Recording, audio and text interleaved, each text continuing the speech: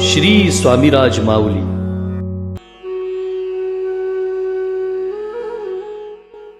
आपण लहानपणापासून ऐकत आलेलो आहोत, झोपेचं सोंग घेतलेल्याला कधीच उठवता येत नाही. पण खरोखर माणूस झोपला असेल किंवा चुकून त्याला झोप लागली असेल तर त्याला निश्चितच जागा करता येतं. म्हणूनच आजचा आपला हा व्हिडिओ झोपेचं सोंग घेतलेल्या सोंगाड्यांसाठी नाहीच आहे, नकळत चुकून झोप लागलेल्यांसाठी आहे.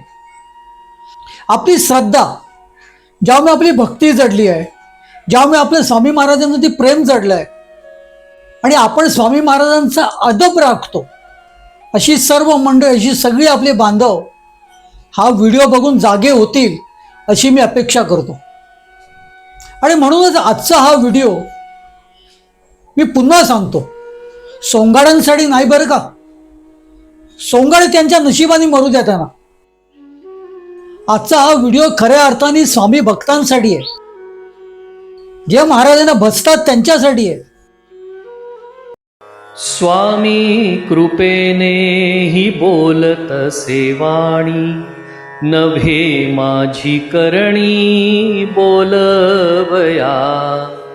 स्वामी सूत म्हणे स्वामीची कथा, कृपा बळे वार्ता बोलतसे. नमस्कार भक्त मंडळी, श्री स्वामीराज माऊली या आपल्या लाडक्या यूट्यूब चॅनलमध्ये मी मिलिंद पिळगावकर अगदी नेहमीप्रमाणे तुमचं खूप खूप स्वागत करतोय. भक्त मंडळी, हा जो आपला चॅनल आहे हा स्वामी भक्तांकडून स्वामी भक्तांकरिता आहे आणि म्हणूनच आपल्या या परिवाराचं एकमेकावरती एक प्रेम जडलेलं आहे. आपण एका परिवाराच्या बंधनामध्ये गुंफले गेलेलो आहे आणि म्हणूनच पदोपदी आजच्या या विषयासारखे व्हिडिओज मी नेहमी करत राहतो. आता अलीकडे आपण भरपूर जण स्वामी महाराज अंगात येतात अशी लोक आपण बघतो. ही स्वघोषित इतकी सिद्ध मंडळी असतात की महाराज त्यांच्या अंगात येऊन ते बोलत असतात.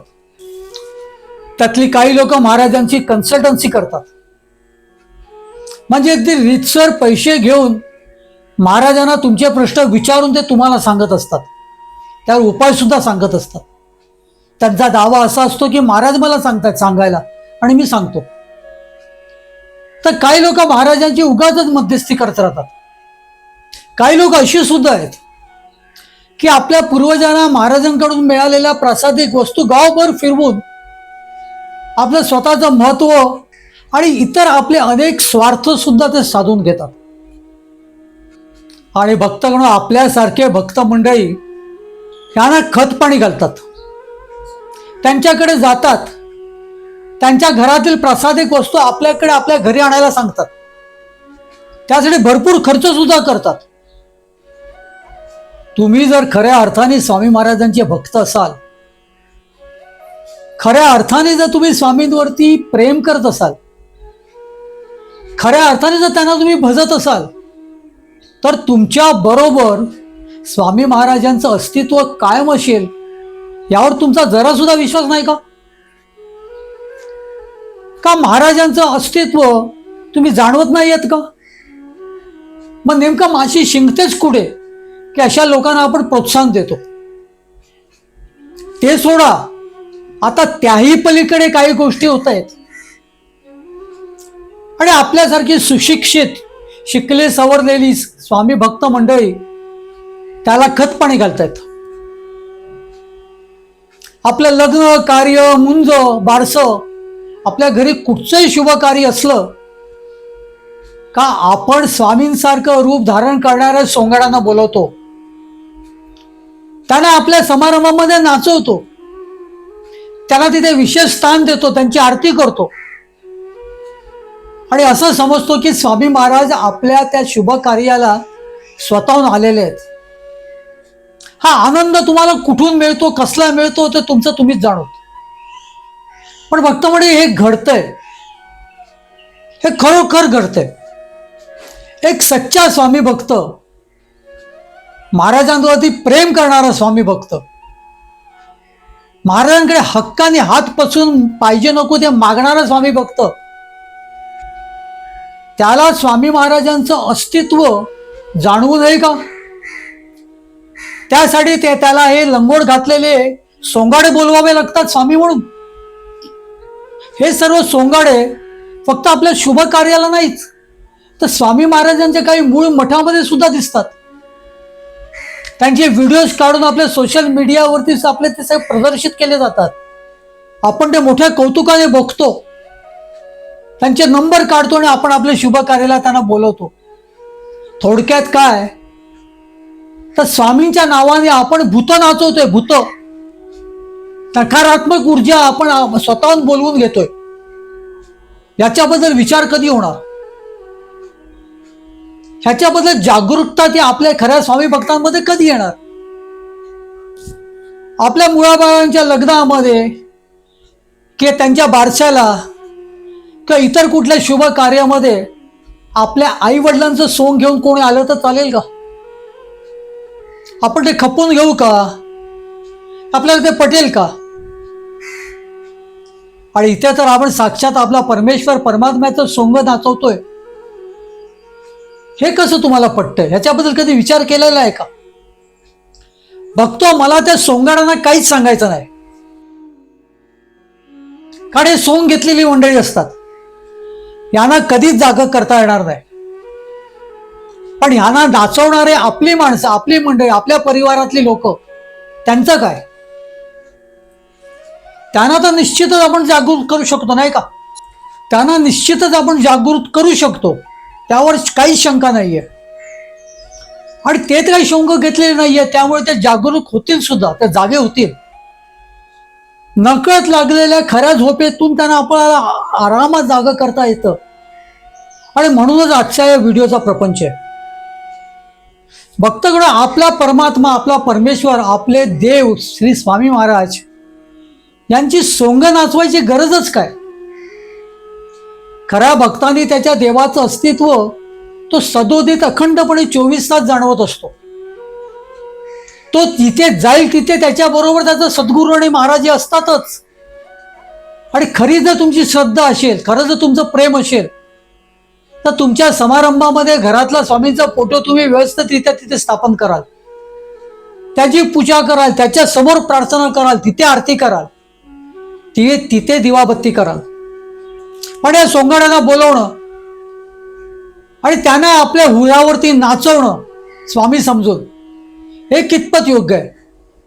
परमात्मा परब्रह्म श्री स्वामी समर्थ महाराज यांचं नाव तुमच्या मुखावरती आलं, तिथेच तुमची श्रीमंती सुरू झाली. खऱ्या अर्थाने कधी ते जाणून घेणार? नाहीतर मग महाराजांसारखं दैवत लाभलेली श्रीमंती तुमची अशीच वाया जाणार ना हो. आणि तुम्ही ते वाया घालवत आहात. एकीकडे महाराजांचं नाम घेऊन लोकांच्या आयुष्याचं सोनं होतं, आणि आपण काय करतोय? आपण सोंगाड्यांना नाचवतोय. आपलं शुभ कार्य असतं, आपल्या मुलाबाळांचं लग्न असतं, नुकत्याच जन्मलेल्या पोराचं बारसं असतं, भविष्यामध्ये खूप काही ठेवलेलं असतं. त्या सर्व आपल्या भविष्यावरती सकारात्मक ऊर्जा पडणं फार गरजेचं असतं. आणि तिथे सुरुवातीलाच आपण चूक करतो या सोंगाड्यांना नाचवून. आपल्या देवाकडे, आपल्या परमात्मा परमेश्वरची स्वामी समर्थ महाराजांकडे आपण प्रामाणिकपणे त्यांना भजावं, त्यांच्यावरती खरं प्रेम करावं, अपार श्रद्धा असावी, खऱ्या अर्थाने खऱ्या प्रमाणे त्यांचा आदर राखावा. आणि सगळ्यात महत्वाचं म्हणजे त्यांची अदब सुद्धा राखावी. परमात्मा परब्रह्म परमेश्वराचं हे खडं स्वरूप, स्वामी समर्थ नामधारक हा दाता, त्याच्याकडून तुम्हाला हात पसरून घेता आलं पाहिजे. ती नम्रता तुमच्यामध्ये पाहिजे, ते प्रेम तुमच्यामध्ये पाहिजे, तो आदर तुमच्यामध्ये पाहिजे, ती भक्ती तुमच्यामध्ये पाहिजे. त्याच्यात काही कमतरता असेल आणि महाराजांकडे तुम्ही हात पसराल तर तुम्हाला कसं मिळेल? कारण ते मिळालेलंच तुम्हाला राखता येणार नाही. आणि अशा वेळेला तुम्ही असे भरकटत जा.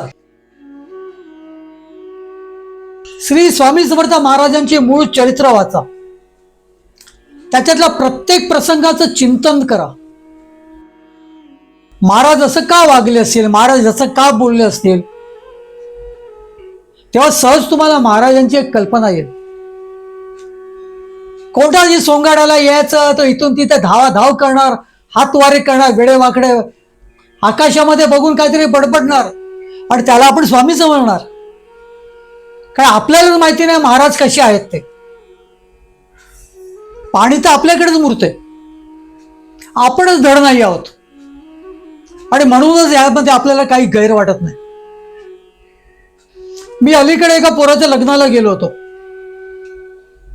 आणि तिथल्या त्या स्वागत समारंभात होत्या वेळेला त्या पुढे ज्या खुर्च्या असतात त्यातल्या सर्वात पुढच्या खुर्च्यांपैकी काही खुर्च्यांवरती बाजूला सारून त्या एकावरती स्वामी महाराजांचा फोटो, एकावरती स्वामीसुत महाराजांचा फोटो, एकावरती इतर त्यांच्या दैवतांचा फोटो इतक्या अदबीने ठेवला होता. त्याची व्यवस्थितरित्या पूजा वगैरे केलेली. का त्या लग्न समारंभात महाराजांचं अस्तित्व नव्हतं का? तिथे महाराजांचं अस्तित्व तुम्ही जाणवू शकत नाही आहेत का? महाराजांचं अस्तित्व तुमच्या शुभ कार्यामध्ये जाणून घेण्यासाठी तुम्हाला या सोंगाड्यांना बोलवायची गरज पडते का? मग कमतरता नेमकी कुठे आहे? तर तीच तुमच्या श्रद्धेमध्ये आणि तुमच्या भक्तीमध्ये आहे. खरं तर महाराजांचं नुसतं स्मरण असलं तरी पुरे झालं. त्यांचे फोटो असण्याची सुद्धा गरज नाही. पदोपदी महाराज तुमच्याबरोबर असतात, पण आपल्याकडे जाणून घ्यायचंच नसतं. कोणाच्या तरी घरातल्या खासगी देवाऱ्यामध्ये त्यांच्या पूर्वजांना दिलेल्या महाराजांच्या काही प्रासादिक वस्तू असतील, त्या आपल्याकडे याव्याच्या वाटतात. एक 15 मिनिटासाठी आणलं तरी चालेल, पण आमच्याकडे आणा. आणि मग आणलं का आपल्याला असं वाटतं की आपल्याकडे महाराज आलेले आहेत. अरे 12 महिने 24 तास तुमच्या जन्मापासून आतापर्यंत तुम्हाला कोण सांभाळतंय? तुमच्या बरोबर कोण आहे? अनेक संकटातून तुम्ही बाहेर आलेले असाल, त्याला कोण होतं तुमच्या बरोबर? कोणाचा तुम्ही धावा केलात? आणि धावा जरी नाही केलात तरी तुम्ही संकटातून कसे बाहेर आलात? तेव्हा तुमच्याबरोबर स्वामी महाराज नव्हते का? तुमच्या घरामध्ये महाराज नाही आहेत का? त्यांचं अस्तित्व नाही आहे का? नसेल तर मग तिथे हात जोडून कशाला त्यांची प्रार्थना करता? कशाला तुम्ही हात पसरता? काही लोकांनी तर आपल्या घरातच मठ करून ठेवलेलं आहे. त्यांचं म्हणणं आहे ते स्वामी महाराजांचं घर, आमचं नाही. खरोखर तुम्हाला त्याचं महाराजांचं घर वाटत असेल तर तुम्ही तुमचं बोचकं घ्या आणि बाहेर पडा. महाराजांचे भक्त येऊन तिथे राहतील, महाराजांची सेवा करतील. मग तुमचं घर आहे, महाराजांचं घर कसं काय होऊ शकतं? म्हणजे सार्वजनिकरित्या आपल्या सगळ्यांच्या भावना अशा आहेत की आपलं घर हे महाराजांचं घर आहे, पण ते सार्वजनिक स्थान तर आपण बनवत नाही. तिथे बसून महाराजांना प्रश्न विचारत नाही दुसऱ्यांसाठी. भक्तगण, ह्या सगळ्या गोष्टींना जेव्हा तुम्ही खत पाणी घालता ना, तेव्हा तुम्ही महाराजांना समजतच नाही. तो महाराजांना फार हलक्यात घेत असतो आपण तेव्हा. आणि तेव्हाच आपण आपल्या शुभ कार्याला असे सोंगाडे नाचवतो. महाराजांना, आपल्या दैवताला, आपल्या आराध्य देवाला आपण जर समजलो नाही तर ते सुद्धा पातक आहे. परमात्मा परब्रह्माकडे आपण कसं वागावं हे जर तुम्ही समजून घेतलं नाहीत तर त्याच्याकडून काय ती अपेक्षा करावी? स्वामी समर्थ महाराजांच्या चरित्रामध्ये एक उल्लेख आहे की महाराजांनी कोणाला तरी सांगितलेलं आहे, अरे स्वामी तो अक्कलकोट में है, अक्कल से खुदा पहचान.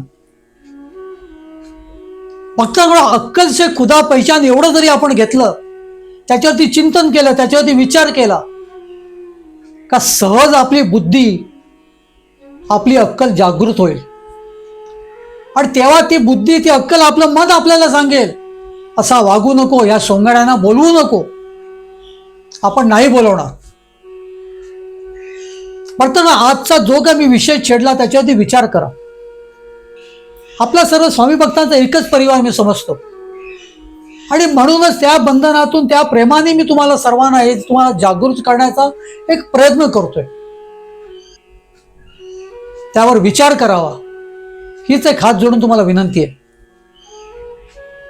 स्वामी समर्थ महाराजांकडे किंवा आपलं कुठलं जे कोण आराध्य दैवत असेल त्या परब्रह्म परमेश्वराच्या आविष्काराकडे हात जोडून प्रामाणिकपणे हा विचार करा की अशा सोंगाड्यांना आपण आपल्या शुभ कार्याला बोलवून नाचवावं का?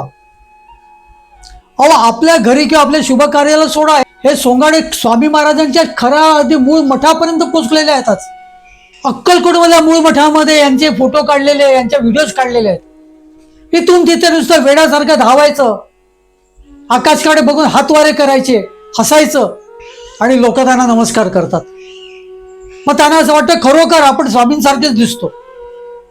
आपल्या अंगात स्वामी असतात असं सुद्धा बघतात. त्यांचा गैरसमज होत असेल, मला माहिती नाही. त्याशिवाय एवढे धाडस होणार कसून?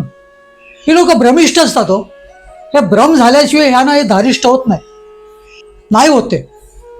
अक्कलकोटमधल्या मूळ स्थानांवरती आणि इतर अनेक ठिकाणी ही मंडळी अक्षरशः धुडगूस घालत आहेत, धुडगूस. आणि स्वतःला स्वामी भक्त म्हणून घेणारे आपण त्यांच्या पाया पडतोय, त्यांची पूजा करतोय, त्यांना आरती ओवाळतोय.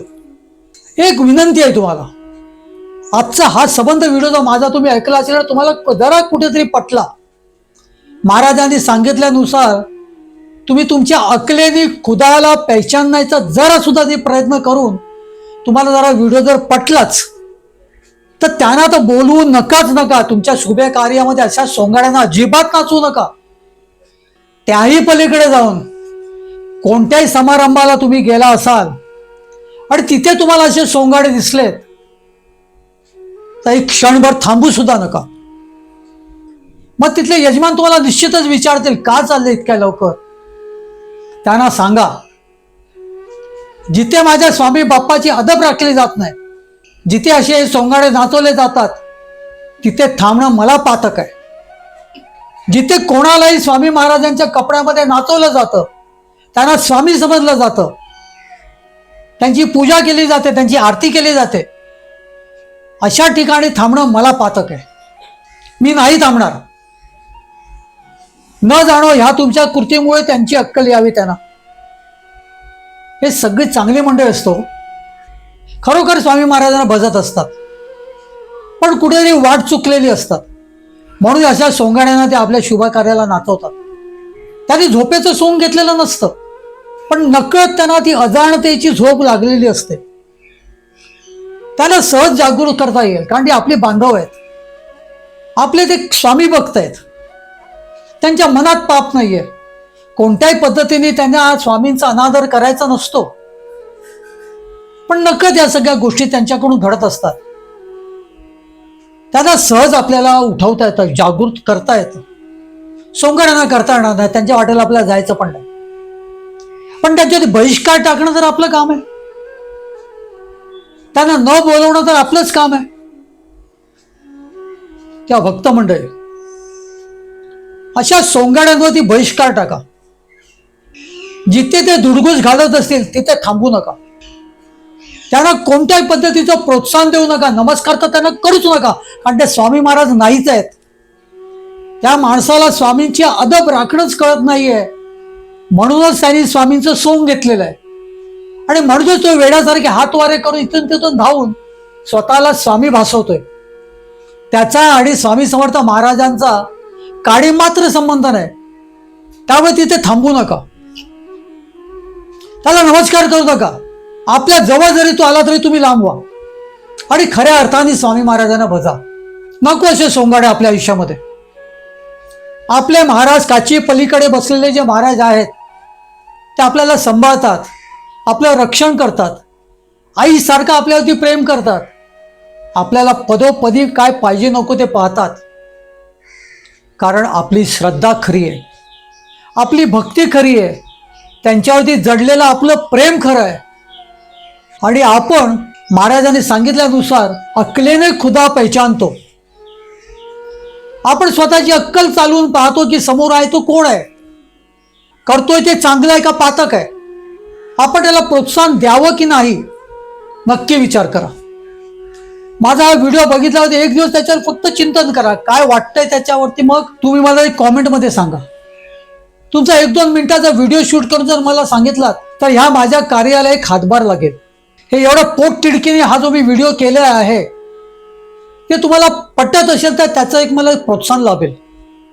मी जे काय बोललो त्याचं चिंतन करा, विचार करा, आपली अक्कल वापरून विचार करा. महाराजांनी आपल्याला सर्वांना अक्कल दिलेली आहे. तुम्ही तुमचा खुदा अगदी सहज पहिचानाल, म्हणजे ओळखाल. त्यासाठी पुन्हा मला येऊन तुम्हाला काय विशेष आणखीन सांगण्याची गरज वाटणार नाही. कॉमेंट्स मात्र नक्की द्या, इतरांना सुद्धा कळू द्या की या माझ्या मुद्द्याला किती प्रोत्साहन आहे, किती लोकांना पटतंय. तेव्हा भक्तांनो, मी इथेच थांबतो. महाराजांना स्मरूया, आपल्या गुरुदेवांना स्मरूया आणि म्हणूया श्री स्वामी समर्थ. स्वामी देई हेची दान, नित्य चरणाचे दर्शन, चरणाचे दर्शन, नित्य चरणाचे दर्शन. मज नको धन दारा, तुझ्या चरणी द्यावा थारा, चरणी द्यावा थारा, तुझ्या चरणी द्यावा थारा. मज ठेवावे भिकारी, सुखे करीन चाकरी, सुखे करीन चाकरी. तुझे नाम माझी जोड, मुखी राहो तेची गोड, राहो तेची गोड, मुखी राहो तेची गोड. स्वामी देई हेची दान, नित्य चरणाचे दर्शन, चरणाचे दर्शन, नित्य चरणाचे दर्शन. तुझ्या चरणी माझा माथा, ऐसे करी दीनानाथा, ऐसे करी दीनानाथा. तुझ्या नामी लागो छंद, मज द्यावे दासपद, द्यावे दासपद, मज द्यावे दासपद. स्वामी देई हेची दान, नित्य चरणाचे दर्शन, चरणांचे दर्शन, नित्य चरणांचे दर्शन. सुत मागे हेची दान, सुत मागे हेची दान. तुझ्या चरणी होऊलीन, तुझ्या चरणी होऊलीन. स्वामी देई हेची दान, नित्य चरणांचे दर्शन, चरणांचे दर्शन, नित्य चरणांचे दर्शन. मज नको धन दारा, तुझ्या चरणी द्यावा थारा, चरणी द्यावा थारा, तुझ्या चरणी द्यावा थारा. स्वामी देई हेची दान, नित्य चरणांचे दर्शन, चरणांचे दर्शन, नित्य चरणांचे दर्शन. स्वामी देई हेची दान, स्वामी देई हेची दान, स्वामी देई हेची दान.